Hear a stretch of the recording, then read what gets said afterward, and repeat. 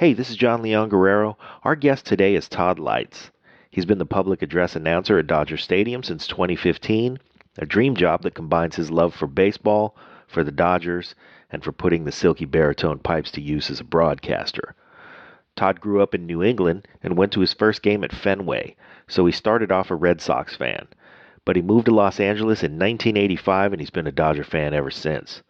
He's been an actor and a newscaster, and he's done lots of voiceover work, but none of those jobs came steeped with the traditions of baseball, and that's something Todd not only respects but cherishes. And today we get to hear from Todd about why this job is the perfect convergence of his talents and his passions. He may have the desk with the best view in America, and he appreciates it all season long. You're going to love him. Here's Todd Leitz. Lions Rock Productions.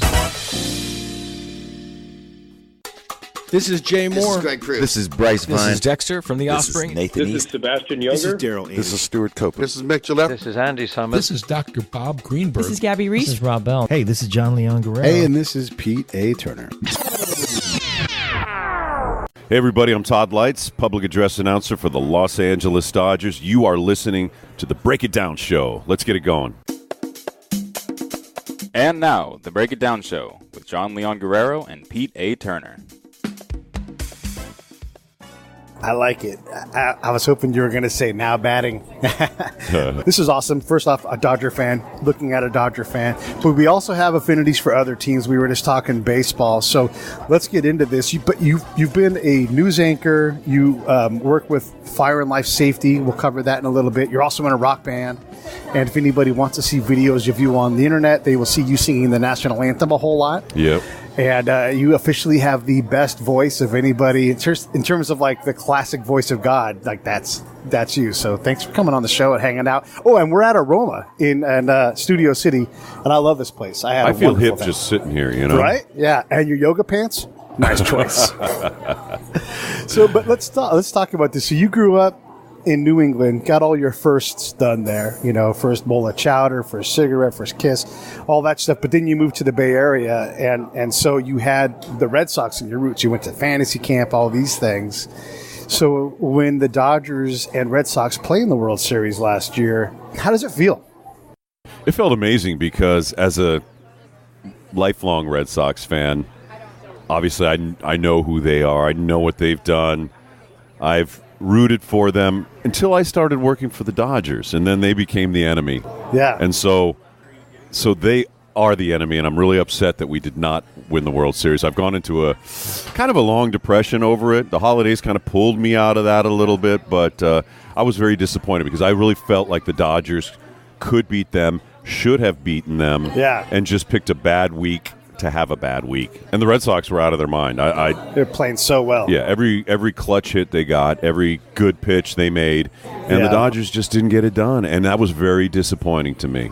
Yeah, without getting into a whole baseball analysis show, you and I both know a lot, and we've seen a lot of baseball, but the championship moments, those things that decide things, like I think Machado came up at one point and had a positive outcome, but it was a sacrifice fly instead of a ringing double that would have brought in more runs. And it was like, oh, yeah, good, you helped, but it wasn't that thing. And the Red Sox were like, double, home run, strikeout, like all these things were all at the right time, like when you decide those moments. And I even think back to like when the Cubs were going to win the World Series that year, and Doc and Madden were managing the heck out of things, and Doc had it set up. Doc's the manager of the Dodgers.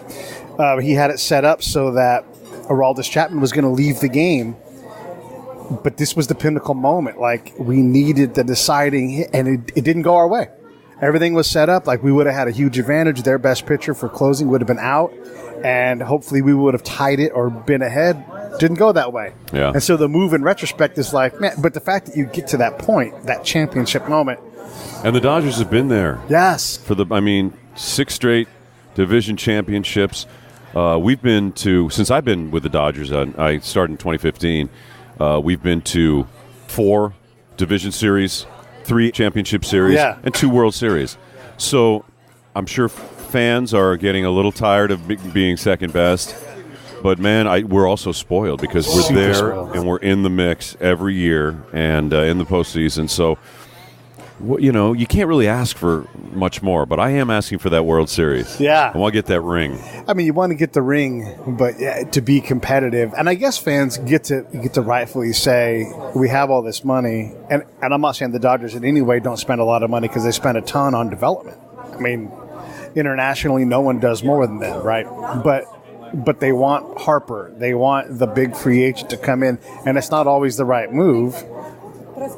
And they have a great product on the field, and it's a young product, so we can stay good for a long time, as opposed to having a 37-year-old former awesome player. I mean, I just think of the Albert Pujols trade Right, that the exactly. Angels made, and great player, one of the greatest of all time, but a 10-year contract for a guy that age. Harper, on the other hand, I don't know. I mean, I think that might be a good fit for him, but we'll see. And I don't claim to know any of the vagaries of what Andrew Friedman and the Dodger Brain Trust are doing because they have surprised me many times in a good way. And so Andrew doesn't poke his head and go, "Hey, Todd," over there in the announcer, but Todd. Yeah, no, not you, Todd. Todd Leitz, Todd. Yes, no on a Harper. Yeah, okay. Thumbs up? Right. Okay, yes. All right, it's happening. Yes. I mean, hey, if we're going to get rid of Puig, who was one of my favorite guys, and I know he's a polarizing character and everything, if we're going to get rid of him, we better get something in return. Yeah, and you hope that money goes to work. It's like we're not, because you don't save money by having a team in LA. Like, that's not the idea. It's like, now we're really going to, get into the black. Like, you do it through all the other things. What about Puig makes you like him? Like, he's one of my favorite players, too. His pasión, his corazón, the way he makes baseball, he plays it like he's a child. And I know that for some professional-minded people, that's not cool. He breaks some of the baseball unwritten rules. But the joy with which he plays the game and the way he wears his heart on his sleeve, he was one of my favorite names to announce because every time I announced him, it almost sounded like people were booing because they were going, "Whee!" Yeah. But the place would just erupt. Yeah. He was a real favorite, and he played well to the Dodger fan base. And he's going to be missed. He really is. I've seen him do some things on the field that I could not believe that a human being could do that. And when you see these guys play 90 games a year, you start to realize how good they really are. I watched a highlight of him, and it wasn't the highlight was one thing, but he ended up sliding across the outfield because he was playing defense, and it looked like he got shot out of a cannon. Like, he just kept sliding, and he's like rolling over parts and trying to, like, anybody that big going that fast, it's just like you realize the power potential that he has in his body, when he collided with Jock out in center field, and concussed him. I think Jock never quite got over that. Just getting hit by Puig out there in the outfield, man. Yeah, there was a time when a catcher hit a ball and it kind of curled by first and was going towards the wall in right field, and you're like, that's double, And then automatic double. Right. I remember that play. And then all of a sudden the ball's at second base, and you're like, how in the world did he do that? Like, he got there fast, and then it was incredible to see him transform the game like that. Like, you had to be aware that not only would he probably beat you to second, if you decided to go back to first, the ball might beat you there too. Just an incredible player. And when baseball can be a little bit boring at times, you need guys like that. Yeah. And it's okay to stir the pot and make people upset as long as there's people also going like, this is incredible. You know? And I'm not quite sure what happened with the Dodgers and why they chose to get rid of him. Get rid of him is kind of a strong word, but I'm sure they had their reasons, and I'm sure those reasons will be revealed to us, hopefully, before the season. But as of right now, I kind of feel like I'm not sure that we're as strong a team as we were last year. Right now. Yeah. It's curious, and I don't want this whole thing to be about the Dodgers. I love the Dodgers, and I love that they support us. I will tell you a funny story that you'll appreciate, though. And some people have heard this, but not enough, so I'll say it again. So John is a lifelong Giants fan, and just black and orange all the way. And his wife, even more so. Like, if you wanted to make his wife stay, you would play Journey and take her to a Giants game, and that she'd be bonkers, right? And so it's a Giants household for sure. So I get a hold of DJ Severe, who's been on the show, and he's like, yeah, let's do a show. The Dodgers are gracious enough to give us press passes, and we had ice cream and root beer floats and saw Vin Scully and all that stuff. It was great. We cheered in the press room because it's dumb not to cheer there. We were having a great time, and, he said on there, he's like, I love the Giants, but go Dodgers. I love this because the Giants blew us off, right? And so, John has this whole experience, and so he put that on Twitter. So the Giants respond back with the picture of Michael Corleone kissing Fredo. Yeah, you broke my heart. It's like great. Traitor. Yeah, but anyhow, so okay, I want to ask you questions about what you do at Dodger Stadium because you're invisible and that's your job. Like you would even alluded to it in one of the things I heard you, like an interview you did, like your job isn't to emote. Your job is to announce very specific things. So when Justin Turner hits a World Series game-winning home run, you have something to say a short time later. Like even if the game is over, there's still cleanup work to do. And there's moments in the game where incredible things happen. How do you not get lost in the game as someone who's in a crowd full of 70,000 people all going bonkers? It's tough. You have to modulate your delivery to fit what's going on with the crowd. So, when we're announcing the opposing team, we're pretty monotone. You know, pretty flat. Catcher, number 28, Buster Posey. Right. But with our guys, I've got a call for each of those guys, and I develop that over time. And some of the guys names are great to say. Some of them are not so great. Right. Yasiel Puig's being one of them. Yasiel Puig, it just rolls out of the mouth. So I'm going to miss that. But as the game heats up, the crowd starts going wild. That excitement is just naturally in there. I let that happen. When I first came in, I replaced a guy that had been there for about 13 seasons. And I didn't want to stand out like a sore thumb. I didn't want people to turn around and say, well, who's that? I wanted to kind of like flow in there nicely, just kind of maybe not even be noticed as anybody knew at first. And then over time, I've put my own personality into it. Yeah. And that's all you can do, right? I mean, You can only be you. And I love baseball, so that makes it easy for me. And I understand the game. I understand, when they're going to bring in a left-hander. I understand when they're going to try to pinch hit and who's there, so I'm on top of all that stuff. So I try not to do it with no emotion. Okay. I just try to keep it contained. But we are the home field advantage. Right. We're up in that booth. I'm next to DJ Severe. I'm next to the sound engineer and Dieter Ruhl, our organist, and we're all adding to that ambiance of the stadium, which I hope that people. I know people relate to, and I hope that adds to the atmosphere of the game, and it adds something to the experience of coming to Dodger Stadium. Getting to watch you guys work that part of the game, you come to realize just all of the things that are going on in the background. It's like Space Command in there.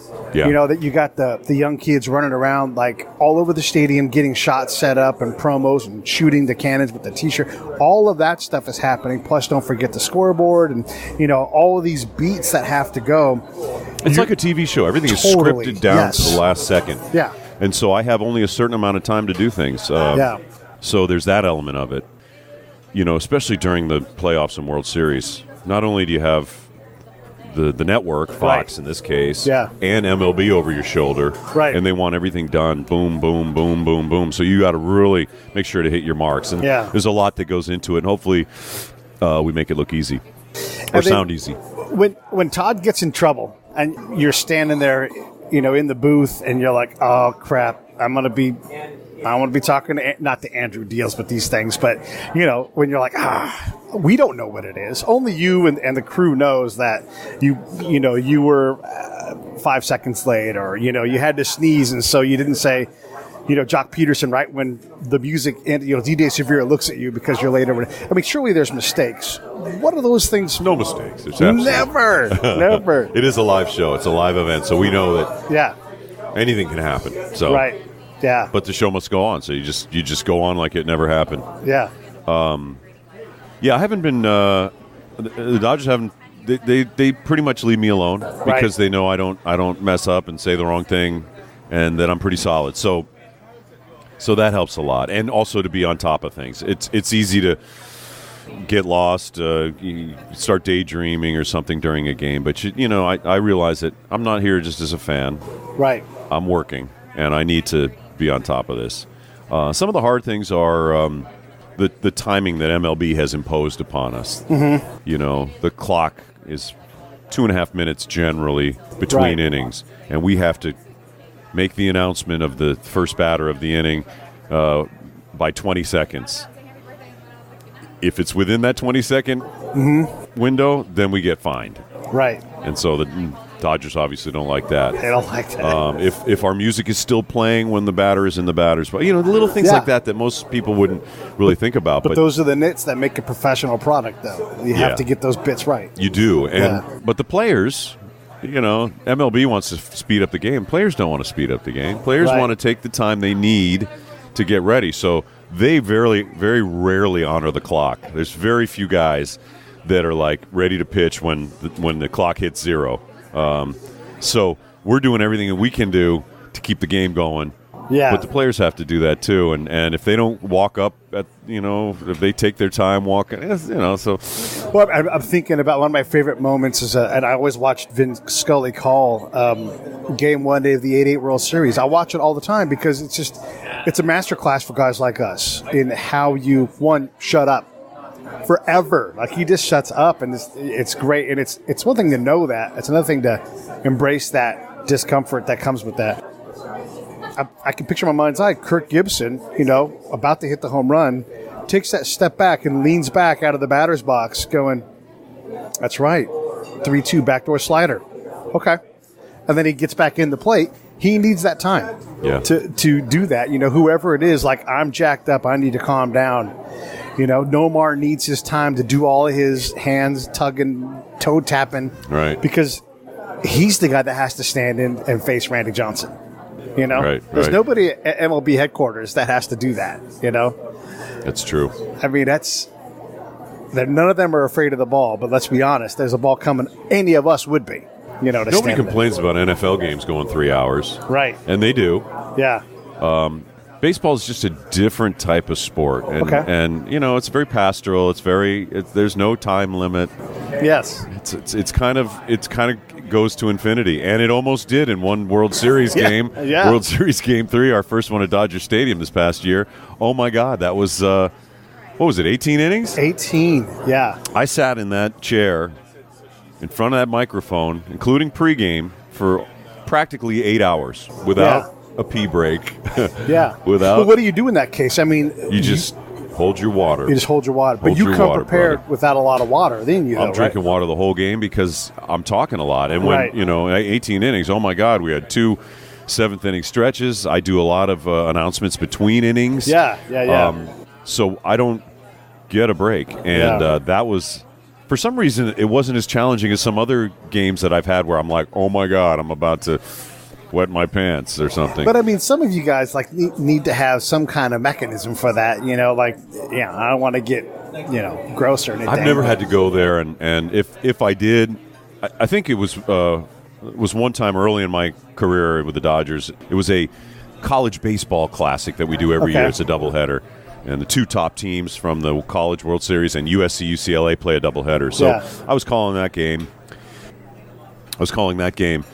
And I had to go. And finally I said, all right, these college kids, they can have somebody else announce their name for one. So, but, if it gets to that point, you're going to be gone for a couple minutes at least. And so I didn't want to let anybody not get called properly in a World Series game. So I'm glad I was able to stick it out. But that was a challenge. I mean, that day, I'll never forget that game. And the Dodgers won on a walk-off home run, so that kind of made it nice. But Max Muncy. It was an exciting and long game, so incredibly long. And it really was about to get really weird. Not that an 18-inning game isn't already weird, but it was going to get weird. Like they were out of players, and position players were going to start coming in to pitch in a World Series game, that kind of stuff. And that can end. I mean, as Kike knows, that can end the game really quick. Yeah, it sounds great in theory, but it's hard. It's hard to do that. And what happens if that game goes 6 more innings? So you never know if that's going to happen in a baseball game. You really can't prepare for it. Right. You just got to try Try to hold your water if you can. Yeah. For me, in my position. DJ Severe was saying for him, like, because we'd gotten there, like, and there had been a couple of long games plus, I think, 1 or 2 really long extra inning games. He's like, it's blown my whole set list plan that I have for a while. Like, because he wants to, like, save things. Like, if we have a 10-game homestand or something, he wants to save certain tracks. You know, not. The beautiful thing is, though, I think for him, is that it's a new audience every night, pretty much. So you rarely get, you know, half the stadium heard what you did last night, say, wait a minute, you played that track last night.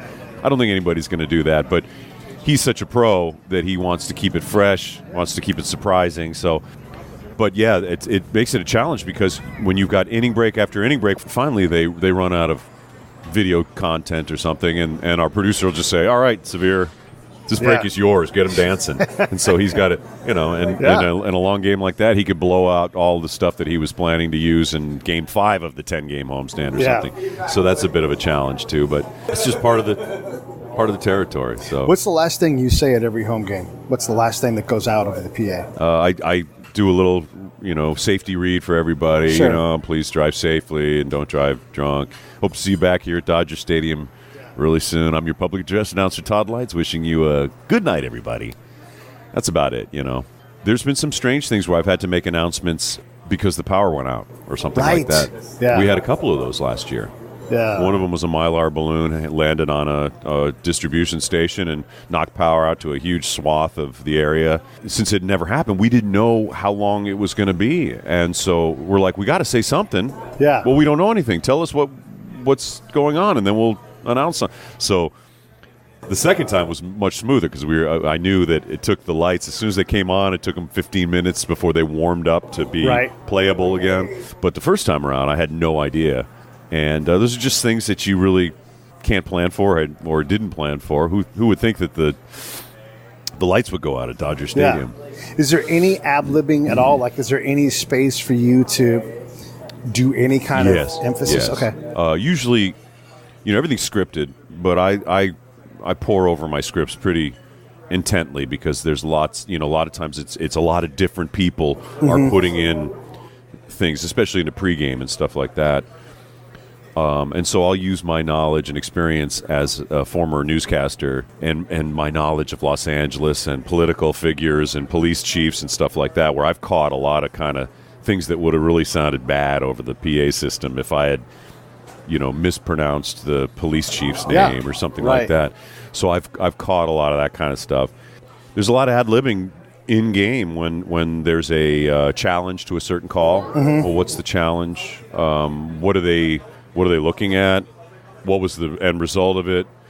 So a lot of that stuff I have to just kind of come up with myself. And sometimes they'll say, hey, can you say something about this? And I'll just have to come up with something that sounds coherent. A lot of times I try to write everything out. That's just kind of part of my process. I try to scribble at least something out so that I don't get... Because, you know, when you open that mic up, it's go time. 50,000+ people are hearing what you're saying live, and I think people are pretty forgiving if you fumble over a word, but I don't want to do that. So because you're also a pro. That's why you get a pro gig, though, right? I mean, we like to say that DJ Severe is the most listened to live DJ in the universe because it's true.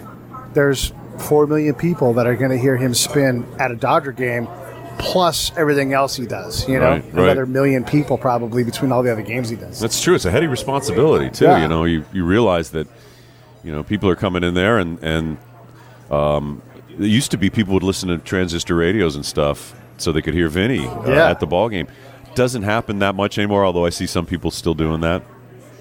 But a lot of times they're going, what's going on here? When there's a challenge and it's taking forever, they need to know. You know, they need to know, you know, the Rays are challenging the call on the field that the runner was out at second base. And was the call confirmed? Was it? And in the NFL, the refs talk to everybody. Right, yeah, they announced that part. That's holding. Yeah. You know, repeat first down, call on the field's under review, and then they explain their reasoning behind it. I think baseball might move toward that at some point because it's very onerous on us up on our booth to explain that stuff to the fans when we're only getting it kind of secondhand through New York from the umpires on scene through New York and then back to us, and Right. it's not always done in a timely fashion. So that's a challenge too. And when I think about referees talking to the crowd and the memorable things, and besides Ed Hockley's massive arms, but I think about, I can't remember his name now, but Red, whoever that Red was, he's like, and he's down there giving him the business, And he's like, that's why we called this penalty. But you're right. Giving him the business. You remember that? No, it was I don't. great. He actually said giving him the business on the PA mic. But one of the things about replay that I don't like is that you focus on minutia too much. Like he slid into second and did a pop-up slide. Oh, but his toe came off the bag while the second baseman had come on. I know. Come on. It's fundamentally changed the game. Yeah. Or like, when's the ball caught? The moment it enters the glove and never comes out? Right. Or is it when the glove pops? Like, you know what? Too much. Just did he beat it there? Just tell me. And if it's that's a tie. I don't have a tie to be an actual tie. Like, just let's not slow the game down for that. I'm not a fan of that. It's amazing how often the umpires get it right. It is. Yeah. Because it's like boom, boom, and they're on it, and they usually get it right. Sometimes they don't. One of the reasons why I don't watch the NFL anymore is I just can't stand, like, that looked like a catch to me. You're telling me that this micro super, like, you needed a robot to tell you that it wasn't a catch. I'm done with that. Yeah. Like, the guy made an incredible play. I think they've clarified it this year a little bit more than it has in recent years. Yeah. But still, it's like he had the ball, Yeah. Anyhow, so I want to get into some of these other things that you do on the side, but I do want to ask you a couple more of the announcer questions. So when Max Muncy hits a home run and he comes up next time, like he leads off, the inning after making a great play, you must be putting some emphasis on his name because everybody's still stoked about it. Like he spears that line drive and doubles the guy off of first, and you're just like, oh yeah, like Max Muncy. I try to give it that every time if I can. Yeah. And the only time that's difficult is when the Dodgers are sucking. Yeah. And they're not playing well. Right. And there's no life in either their offense or in the stadium. And it's my job to kind of give them the same intro regardless that they would have gotten if they had just made a diving catch out in the outfield before coming up. So that can get difficult just because you're like, ugh. Yeah.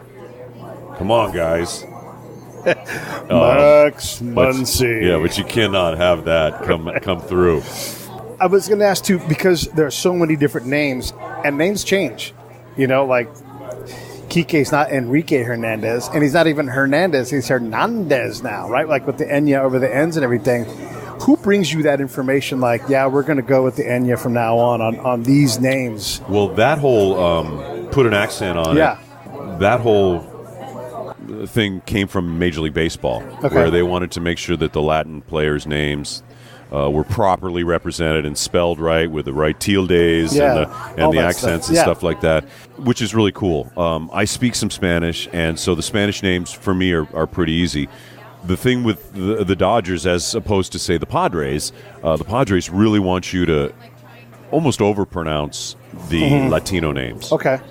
Yeah. Kike Hernandez. Yes. Where I say Kike Hernandez, because the Dodgers are more like, well, this is kind of the anglicized way. Right. Or at least that's the way it's been kind of put to me. Like Adrian Gonzalez. If you want to say his name right, it's Adrian Gonzalez. Right. So, but that would sound weird to most Dodger fans in the stadium. They'd be like, I'm sure some of the Latino fans would be, oh, cool, he's finally saying it right. But I think most people would be like, his name's Adrian Gonzalez. It's not Adrian. But it is Adrian Gonzalez. But I'm not going to say it that way. So there's little compromises that you make just, if you want to get technical, you say Los Angeles. Yeah. Yeah. So, but nobody says Los Angeles. It's Los Angeles. And no one says Detroit. Yeah. Detroit. And no one also says the Angels. Right. So, okay, but when it is like Latin Heritage Night or whatever, when they do wear, Los Dodgers and everything, is that the night for the more Spanish inflection, or do you still kind of keep it down the middle of the road? I kind of keep it the way I always do it. But then other players come to town. I'll give them maybe a little bit more of the Spanish pronunciation than I might to our main Dodger guys. I'm trying to think of some like guys like Rugnet Odor. Right. I mean, I'm not sure how else you're supposed to pronounce that name, but Right. that was one of those ones you look at and say, what the heck? Yeah. Well, okay, so how do you find that out? Who do you ask? Because you're not running all over down to the dugout to go, how do you say your name? No, sometimes the PR people for the other teams will come in and say, hey, you got any questions about our roster? So-and-so's out. He's on the DL, and so-and-so's, you're probably going to see him. So, or we just got this guy. You know, and the September call-ups are a nightmare because suddenly the roster goes from 25 to 40, and these teams come in with guys, who the heck is this guy? You know, so... Yeah, and is there room for that? So in my hometown, Willie Calhoun used to be a Dodger prospect. Now he's in the Rangers organization. Do you know, his first at-bat, do you say, please welcome Willie Calhoun? Hey, this is John Leon Guerrero, co-host of the Break It Down show and fellow producer here at Lions Rock Productions.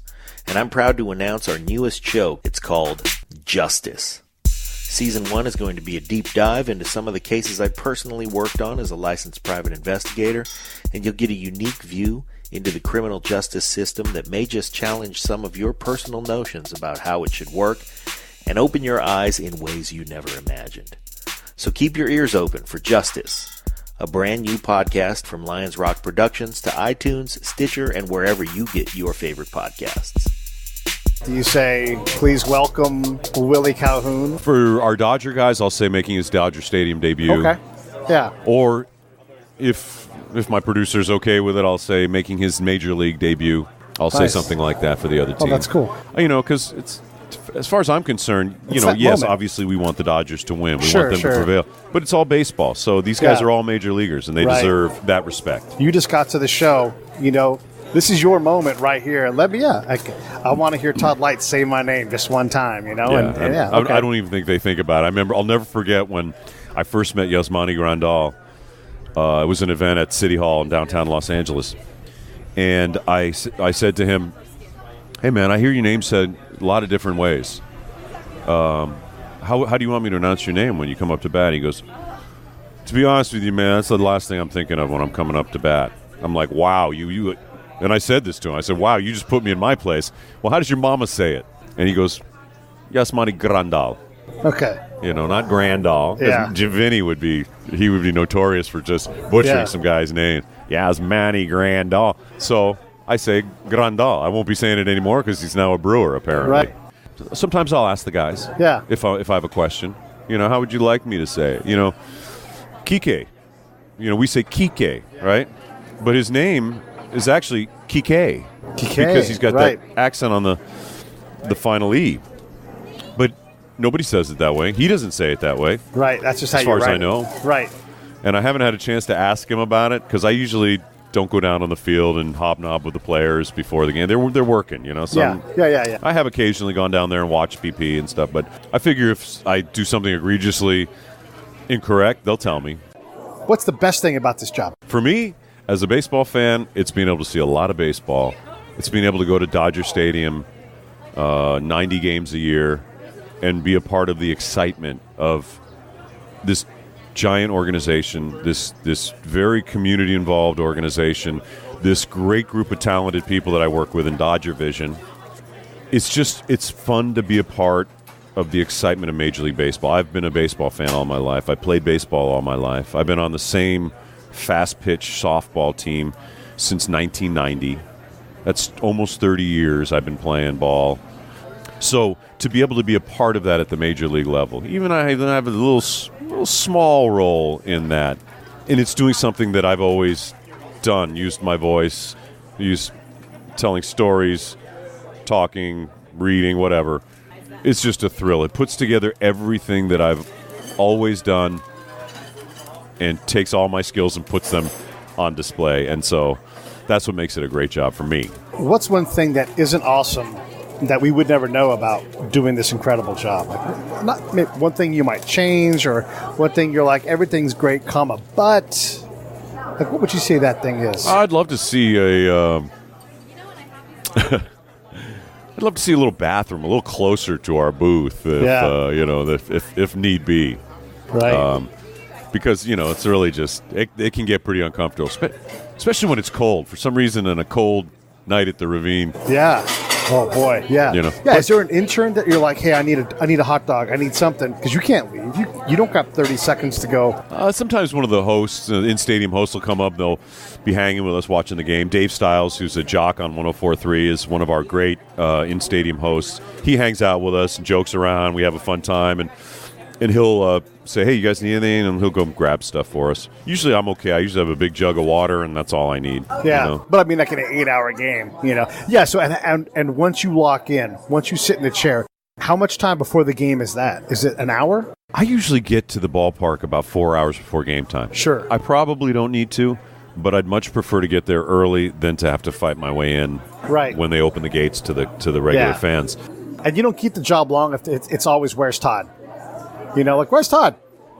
Yeah, Where's he at? they never have to ask that because I'm always on game exactly. day. I make sure, and I've had to sacrifice other gigs and not do certain things because no, Dodgers are in town and I got to be there at a certain times. I've turned down radio gigs because they wanted me to work in the afternoon. I said I just can't jeopardize my Dodger gig. I don't want to pry too much, but I do want to get a sense of when you run the PA at Dodger Stadium. How hard do you have to work externally to make ends meet? I mean, can it be a solo gig for someone, or if you were retired, I think. Okay. You know, if you were on Social Security I think there are PA guys around the country like that. Most PA guys that I know work. You know, they're doing college basketball and right. Problem with LA is that there's a lot of overlap in some of these pro sports seasons. So That's kind of how you got the gig in the first place, right? Because yeah. And so if you do more than one sport, there's gonna be a time when it's gonna be a conflict at an important time of the season. Yeah. And that's too much stress to have to deal with that juggling. And the Dodgers made it very clear that they wanted that consistency. They wanted somebody who's going to come in there and be committed to it, and I am. And then how far do you push it health-wise? I mean, obviously, everybody gets sick, and you don't have too much control over that.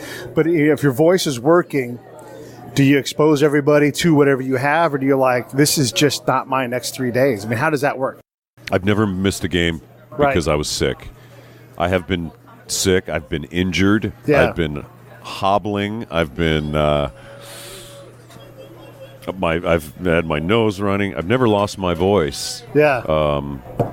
Right. That was a knock on wood there. Yeah, let's knock again. So I'm lucky in that sense. Yeah. Although I'm kind of coffee today because I was getting over a cold or a flu or whatever the heck it is. So I'm lucky in that sense that I've never had to say, I've got laryngitis and I just can't do it. I've worked through sicknesses, and I just try to be real careful about. Sure, you have to. But we work shoulder to shoulder in there in all our the booth, time. And it's close. So, and you're open to the elements. So if you're prone to allergies, you're gonna get hit with it. It happens. I've missed 3 games total in 4 seasons, and both of them had to do with my daughters graduating from college. So I figured that was a good reason. Yeah. One of them was the very first year, and I had planned to go see my daughter's graduation. I just told them, hey, I'm going to miss this game. Right. Fine, no problem. Last year, my younger one, she graduated. I missed 2 games. Mary Hart filled in for me on one of them from Entertainment Tonight. She's always there She's anyhow. always there anyway. Yeah. And a great young broadcaster, Cole Wright, who works for NFL Network and Spectrum Sportsnet, filled in for me on the Sunday game. And so, there's part of me that's like, hey, I want to protect my position. I don't want them to have somebody else come in here and say, hey, we like that guy better. Yeah.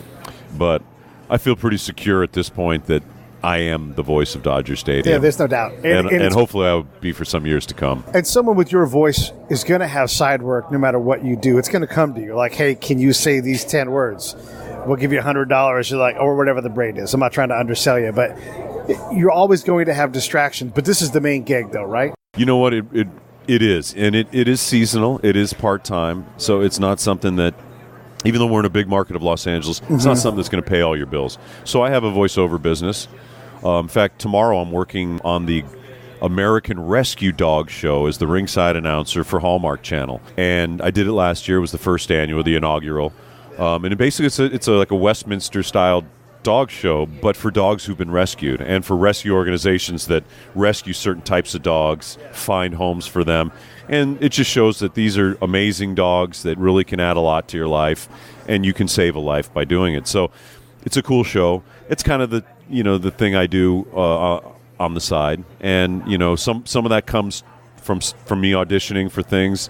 Other things come through the Dodgers. I've done some soap opera stuff, on my own and through the Dodgers. So I'd really like to make it so that I build my voiceover business to a point where that's what I'm doing all the time. And then the Dodger gig is there's always room for that. Right. How hard have you had to work to develop your voice into a professional level asset? Well, I eat a lot of chocolate donuts and smoke a lot. As much as I can smoke. And as much whiskey as I can drink. Right. Usually is what does it. No, I took some voice because I'm a singer, so I took a lot of voice. Excellent singer, training. by the way. Thank you. So some of that comes from that natural resonance, and I've had this voice since I was 13, I think. The first time I realized that it was a little different than other people's, maybe, was when I first moved to California, and I was the new kid in class, and they said, Todd Leitz, and I'm like, here. And all the girls started to giggle. They started to titter. And I was like, what's that all about? Yeah. And it was because my voice sounded a lot different than some of the other guys were like, here, or whatever. Whatever. I got to ask you this. And so as a kid growing up, you must recognize that. Surely someone goes like, you got $1 million voice, kid. Do you ever think, yeah, but I'd like to be a firefighter, or I'd like to be a middle manager at IBM? I mean, did you ever have other aspirations besides something that involved using your voice? That's a really great question. It's one I really haven't been asked. But I think that's kind of when I discovered myself as a teenager was through my voice. And I remember I had a teacher who said, you have to come out for the drama club because of your voice, and we really need you to do it. And I said, well, okay. And then I found out that I could read very clearly and speak very clearly, and it really wasn't much of a question for me. And I became an actor. Had a lot of fun working as an actor in my 20s when I first got to Los Angeles. And then I gravitated toward news because I was more interested in reality and what I considered to be important stuff about telling people what's going on right now. But even then, like, the voice is important, right? Like, I tried to get into news, and no one said, yeah, but that voice. If it's on the scale, it's always going to make the scale heavy for your side. Especially in radio. Right. And that certainly helped me a lot. Because I came in, I remember I started working for KNX 1070, a new CBS station here in L.A., and I was a writer. But they said, man, with that voice, we got to get you on the air, and they eventually did. So there's a thing. So one of the things we've learned about on the show is like, the David Mamet or whoever said it first, like, show up on time, hit your marks, tell the truth. Your voice is full of truth. There's no denying that when they're stated, when you say Kike Hernandez or Kike Hernandez, there's no doubt that he is going to be standing there. You just have a command with that thing. And people need that. They need that reality. No quibbling about whatever you say. You have an authenticity with that, don't you think? I hope so, and I hope that there's a sincerity and there's a feel that I'm not trying to put on a voice of some kind or anything like that. You want to have some authority behind what you're saying, and that helps to know what you're talking about and understanding what you're talking about. But yeah, it's funny because my type of voice back in the 50s. Was the announcer voice. Chesterfield cigarettes, that smooth Carolina smoke. Now, that's kind of a parody. The trend in commercial voiceover and stuff like that is much more of a everyman type of voice. And they don't want that, not announcer. All the auditions I do, it's not announcery. Everyday guy, not a... so in some ways, my voice has started to work against me in some of these realms. But there's video games, there's characterization voices, there are parody announcer things. The Geico commercials I think of. There is that stuff there. I know that my niche is there somewhere, and I keep on plugging away to find it. When you're up in front of your band, because you're the singer in the band, How is your voice important there? And do you write the lyrics? Your band's called Core. Yes, and we play all over Southern California. We've been together, some of us, since 1996, so we've been playing together for a long time. Yeah. And that's not easy for guys that are at our age. I mean, I'm 55 now, to out myself, to who are doing this on the side as a labor of love, so to speak. We get paid for our you're gigs. pros, but It's not our life. It's not our career. And to get everybody together on the same page is an achievement in itself at our age. So for that, my voice is really important because you're singing live and you're performing either songs that are cover songs or songs that we've written. I do write some of the songs. A lot of times the guys will bring in a piece of music and say, let's come up with a song for this, and I'll write lyrics around it. Or we'll do it on the spot. We'll just do an improvisational jam, and a song will come out of that. Or I will massage the lyrics that they've come up with to make them more believable to me so that I can connect to them. And so I think it's really, there's something about standing up in front of a bunch of good musicians. We got a 7-man band, 2 guitars, keyboards, drums, bass, and percussion. And me playing harmonica and singing. There's something very heady about standing up in front of a band like that and belting out a song, whether it's in front of people or not. That is, it's a high, just in the same way as announcing a great Dodger player's name and having the crowd swell and it's a high. It definitely keeps me coming back. And then, do you pride yourself in having a good falsetto? I actually can sing a little bit in falsetto, but that's not where my register is. I mean, I sang in a master chorale for several years, and I was a basso profundo, which means the deepest bass that you can be. So there are songs that just don't work for me, and I have to be aware of that. Can you mess around up in the tenor range at all, or no? I have quite a range. I think I have almost a 3-octave range. But you start at the floor, though. And and normally when I'm singing, rock and roll songs, a lot of them are set up, for tenors and stuff like that. So there's some that I can do. Some artists like David Bowie and people like that are much more suited for my style of singing. But I have enough of a range where I can do some Peter Gabriel and things like that. But Peter Gabriel's one of the hardest. That dude has a voice like, he's got a lot of notes in his voice. He sure does. Yeah. He sure does. Yeah. I was thinking about him singing War Without Tears. He goes all over in that song, I can't think of the song. But he's all over. He's like, and he's all the way back down low. Oh, he's just amazing. And for me, growing up, I had a low voice, and all of my heroes, Led Zeppelin, Aerosmith, they all, were like high-pitched voices, high screamer type voices. And I was like, there's no place for my voice in music. I don't get it. And then when I started to sing in a chorale, I realized, wow, there's a place for my voice, And that helped me develop it and learn how to use it better. And, it's really all about, for me anyway, it's all about the right song.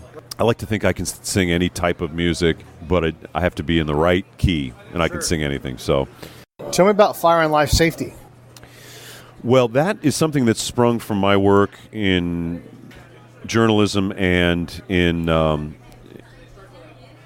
politics. I worked for the city of Los Angeles for a city councilman for a couple years after I left the radio business, and I always enjoyed firefighters when I was a working reporter.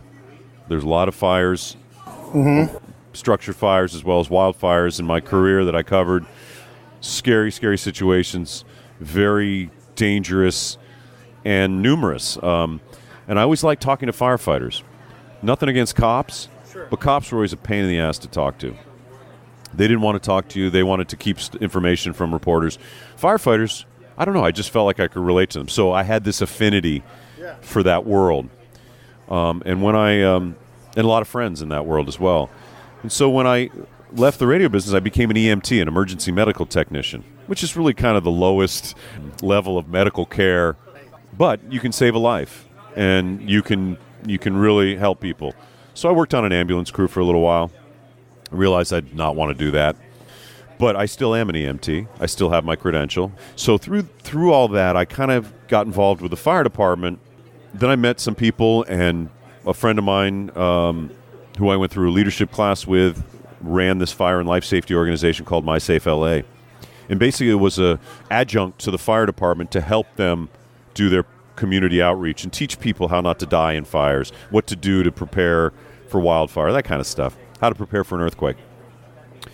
And we worked in schools and senior centers and park and rec facilities, and we would go there and we'd do a presentation for them on how to escape your home if there's a fire, why it's important to have smoke alarms. Pretty basic common sense stuff that you would be blown away that people don't know in this city of Los Angeles. Sometimes because of language barriers, sometimes because of cultural stuff. But we go to houses and neighborhoods where people are just not protected by the simplest device like a smoke alarm. So it's pretty important work that My Safe LA and now My Safe California has been doing. And I still work with them on a part-time basis. We're going to be doing some podcasts. We're going to be doing a digital book about the most recent wildfires called California is Burning. And that's going to be a very cool book from the perspective of fire photographers who were there on the scene to get some of these amazing images. And it'll be a book that is entertaining and terrifying and also hopefully educational. So that's kind of the work that I do with them. You know, sometimes I'll show up to Dodger Stadium in my Safe LA uniform, and people are always like, what the heck? You know, are you a firefighter? And I'm like, no, I'm not a firefighter, but I'm a fire safety officer, I guess you could call it. So I guess I have a pretty well-rounded life in my career. I'm the jack of many trades, master of none. It's all right. That's the modern world these days. Yeah, it's kind of a gig economy, but you know, you do what you got to do to get along, and I'd much prefer that to being nothing against somebody who's got an office job or anything, but I don't think I'd do well having to show up to one office every day for the rest of my career. Yeah, I mean, I think if you show up, and I don't mean to demean who you are and what you do, but you sit in front of some boss and he doesn't go, with that voice, why don't you go, you know, like you must get that everywhere you go. Like, so even to be taken seriously in some situations as a candidate for something, it's like, yeah, but why aren't you talking? Like, go get money doing that. That's what, you know, you have this incredible gift that you've parlayed into this incredible talent. Because normally I might ask you a question like, if not this, then what would you do? But I already know it's baseball player, you know, because you can't stop playing fast pitch softball. So, although my age is starting to get in the way a little bit there. I'm playing against guys that could be my sons or even younger, and it gets hard to compete with those guys. So I maybe have to go up to the senior leagues now. And then when you step into the batter's box, do you go, now batting, Todd? I get a lot of ribbing from my guys in the, you know. Yeah. Todd, are you gonna announce the players for the upcoming playoff games? And you know, but it's funny that I'm kind of considered a little bit of a celebrity in my softball league, I guess, because you know, they're always coming up to me and what's going on with the Dodgers? How come they can't, you know? Yeah. What? Will they hurry up and sign Harper? Right. All right, man. Well, listen, I appreciate it. Come on again sometime. Do another one. All right, perfect. Sure. Yes. Thanks for hanging out. We're at Roma. You can follow Todd at Todd Leitz, Leitz. I'll put all that stuff on the show notes, and you guys will be able to find him there. And if you need an intro voiceover work, he's your man, because obviously you got the chops. Yeah, thanks, man. I appreciate it.